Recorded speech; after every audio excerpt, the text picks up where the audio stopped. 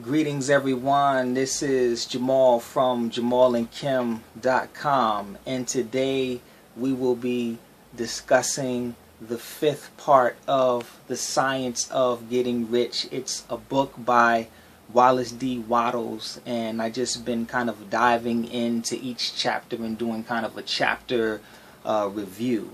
And if you haven't gotten a chance yet to check out the first 4 parts, I'm sure they're only a click or two away, so you can just kind of find those and check those out when you get a chance, because I feel that this is a very powerful subject. It's so many people that are just living from check to check, and there's so many people out there that can't live the life that they want to live, that these are the type of topics that we should be talking about. A lot of times we get so caught up in the negative things that are going on in our life, we don't put any energy toward the positive stuff, and it's all energy and vibration. So if you're giving energy and focusing on the negative in the situation that you're in, you will continue to stay in that situation and attract that.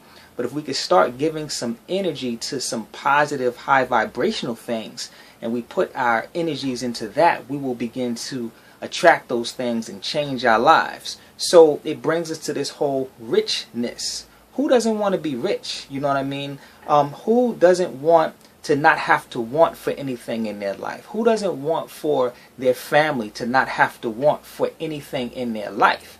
How are you supposed to achieve that if we're not having these levels of conversation? We have to begin feeling comfortable with having these things. For so long there has been a lot of negative things that are attached to riches, but there's nothing wrong with being rich, and we're kind of discussing that particular science of becoming rich. And so far in the first 4 chapters, Wallace has begun to just work on the mindset and get you to understand that being rich is a part of a natural evolution for man and woman. This is something that you want to evolve to. You want to continue to work until you get to a point where you don't have to want anymore, and there's nothing wrong with that. And I think that looking at it in that sense, like it's something naturally that we evolve into, it allows you to relax into your natural process. So we haven't actually gotten into any of the specific principles yet, but today, for the first time in chapter, what chapter is this? In chapter 4, we finally begin to dive into the actual principles. So this is chapter 4, the first principle in the science of getting rich. So what I'll do is I'll read a little bit of the chapter, and then we'll discuss it. It's a pretty heavy chapter, so I'm not going to read as much as I normally do, but let's begin. Thought is the only power which can produce tangible riches from the formless substance. The stuff from which all things are made is a substance which thinks, and a thought of form in this substance produces the form. Original substances move accordingly to its thoughts. Every form and process you see in nature is the visible expression of thoughts in original substance. As the formless stuff thinks of a form, it takes that form. As it thinks of a motion, it takes that motion. That is the way of all things were created. We live in a thought world, which is part of a thought universe. The thought of a moving universe extended throughout formless substance, and the thinking stuff, moving according to that stuff, took the form of systems, planets, and maintains that form. Thinking substance takes the form of its thoughts and moves according to the thought. Holding the idea of a circling system of suns and worlds, it takes the form of these bodies and moves them as it thinks. Thinking the form of a slow-growing oak tree, it moves accordingly and produces the tree. Though centuries may be required to do the work in creating, the formless seems to move according to the lines of motion it has established. In other words, the thought of an oak tree does not cause the instant formation of a full-grown tree, but it does start in motion the forces which will produce the tree along with established lines of growth. So, I mean, that's pretty heavy when you think about it. And for the first time, it gets into the spiritual energy of money, because money, we use it in a physical form, but money is really an energetic force that is supposed to move. It's supposed to pass through you, and it's that energy is created in order to get you to a different level or get you things that you want in life. So it's energy, it's unseen energy, but on a physical in the physical form, it's actual money.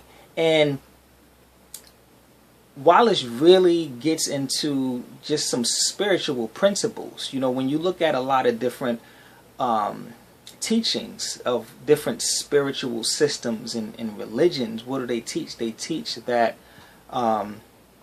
man was created in the image of the Most High or the Divine, and a limited scope of thinking will put in your mind that that image is this. It's this physical form that we have. That's what God is. So when we imagine God, we imagine this physical kind of being with superpowers. But it's much deeper than that. When you talk about the image of the divine, we're talking about consciousness. We're talking about awareness and the ability to have thought. So you think about the power of the mind. We're talking about that cosmic consciousness, that omnipotent consciousness is what we're talking about. So it's talking about the mental aspect of the Most High. And it's basically, with this consciousness, it's saying that there had to be a level of thought first before things came into existence. And it's not saying that it's one thought and boom, things are created. It could be, you know, it is this drawn out process. So if you want to, you know, overlay that with science, you can do that. It still started with a seed of a thought. So let's take, for example, this building that I'm in. You know, right now I'm sitting in a building that is fully furnished, it's fully painted. You see I have some flowers and a painting in the back. You know, this room, it just didn't come from a thought like, I want to be inside of my office building, boom, I'm here. No, it was a process. There was a thought that had to come first. So the thought was, okay, we need to create some office space for people to rent. So we're going to draw out a blueprint.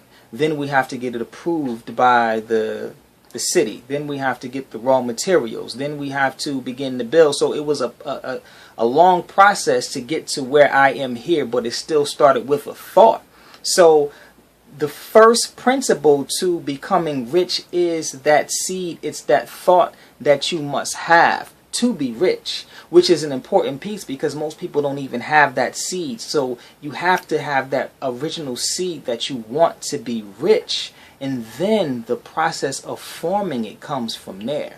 First thing is you got to believe that it's possible. You have to believe that you can actually become rich, and then once that seed is planted, now you nourish it, you fertilize it, you water it, and you begin to let that process grow from there. So that is the first principle of the science of getting rich, and it's a lot more in there, a lot of tongue twisters and deep metaphysical stuff. It's powerful, very powerful. So again, if you haven't gotten a chance to get the book yet, I highly recommend for you to get it and check it out, and let's start having these levels of conversation so that we can begin to build wealth for ourselves and not accept the positions that we're in as our reality and that we can't escape from it, because it is possible. So that's it for now. I actually have fun doing these book reviews and having these levels of conversation. I read all the time. Me and my wife, we read a lot of spiritual things. We read a lot of self-development things, especially in the area of finances and economics. Because we feel like that's a strong piece that we're working on right now. That's the work that we're putting in. So I will be doing more book reviews, most definitely. I hope you enjoyed this one. Please leave me a comment somewhere below or around here and let me know what you thought about the series, and we'll do it again. All right? Peace and prosperity.